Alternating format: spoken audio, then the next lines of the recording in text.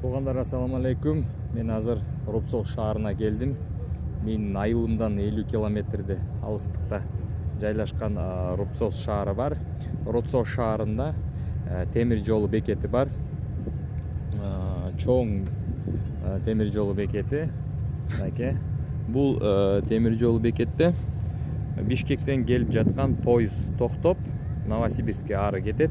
Ошондо Бишкектен түз келип аткан, Алматыдан түз келип аткан жана Ташкенттен келип жаткан поездар ушул жерге келет. Ушул жерден токтойт. Азыркы учурда мен Бишкектен келип жаткан биздин жердешибиз, азыркы учурда жалпы Кыргызстан жердешибиз жана өзүбүздүн жашаган айылдын жердешибиз болуп калган Кутман байкени күткөнү келдим. Аны күтүп алганга ал бир нече күн мурун Кыргызстанга сапары бар болчу. Сапарыдан кайтып азыр келе жатат.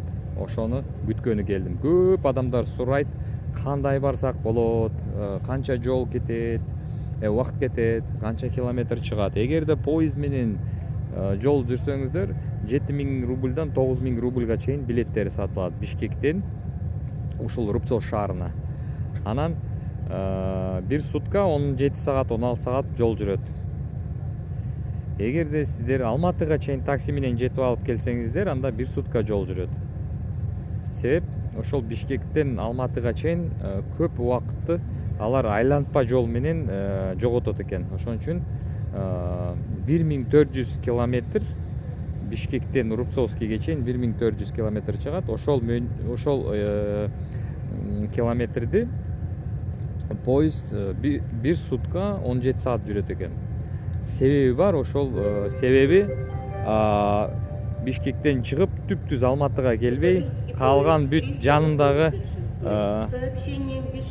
анакей уксаңыздар, Бишкек Новосибирск келип аткан поезд келе жатат. Стоянка поезда 10 минут. Пассажирский поезд 386 с сообщением Бишкек-Новосибирск прибывает на первый путь. Порядковая нумерация вагонов начинается с головы поезда. Стоянка поезда 10 минут. Ошондо достор 1420 километр негизи 16 саатта келиш керек, бирок бир сутка 16 саатта келет. Ошого бияка Алтайга жолго чыгып аткан адамдар Бишкектен чыкпай туруп, мисалы Алматыга чейин автобус менен жетип же такси менен жетип, Алматыдан түз келсеңиздер, бир суткага жетпей жетип келесиздер. Анан билети дагы бир аз арзан болот. Эгерде жок, бир сутка 17 саат жүрө беребиз десеңиздер, ушул поездго отуруп келсеңиздер болот, достор. Дагы биринчи жолу поездга отуруп поездга чыккандар, анан баягы Россияга жолго чыккандар, түшүнүгү жоктор, такыр эле түшүнүгү жоктор, алар албетте проводникке барып суранат. Бирок проводниктер көбүнчө адамдарды адаштырат. Проводниктер аябай мындай жоопкерчилиги жок да, аларды мындай айтканда. Мен көп конокту күттүм, алардын ошол миграционный картасына тетир жаздырып коет, атайын жаздырат. Билбейм эмнеге, атайын тетир жаздырып коет. Момундай жаз депчи. Келечекте ошол жаздырган эмелери, себептери ушул чоң маселеге айланып келип атат да. Мисалы Россияга кирип атканда бир нече себеп менен киресиздер. Окуу, иштегени, жумушка, анан мындай жеке менчик, жеке өзүнүн иштери менен келген себептер менен. Ошол себеп негиз катары колдонуп кирилет да. Ошол миграционный картага чызылат. Анан ошол чызыкты атайын негедир ошол частный жаздырып коёр деп эме кылып жаздырып коет экен да. Жок, мындай жаз десең дагы ошол келип аткан конокторго жумушка келтам деп жаздыр десең, жумушка келтат да акыры.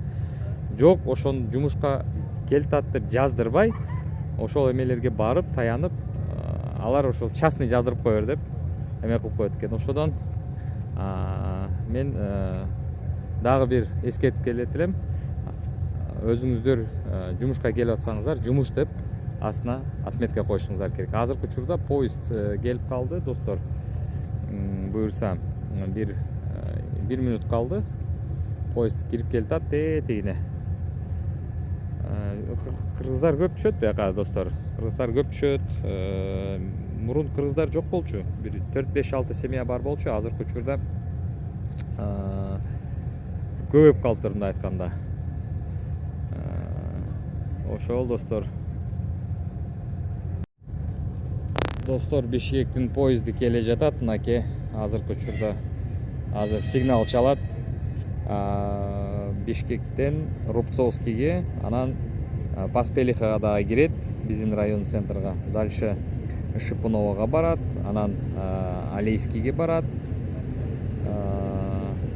Кийин Барнаулга барат, же Тапчихага кирет. Тапчихага кириши мүмкүн, билбейм.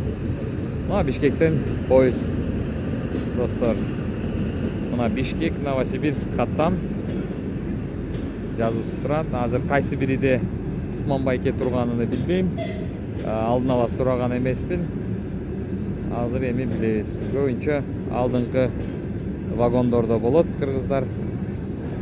Биринчи вагондордо. Мен ойлойм, азыркы учурда дагы биринчи вагондо. Кутманбайке бул жерде мал чарбачылык менен алектенет жана бал челек менен. Балдар бар, өтө сонун, таза, накта бал. 1 литри 700 рубльдан Россиянын ар бир четине жеткирсе болот.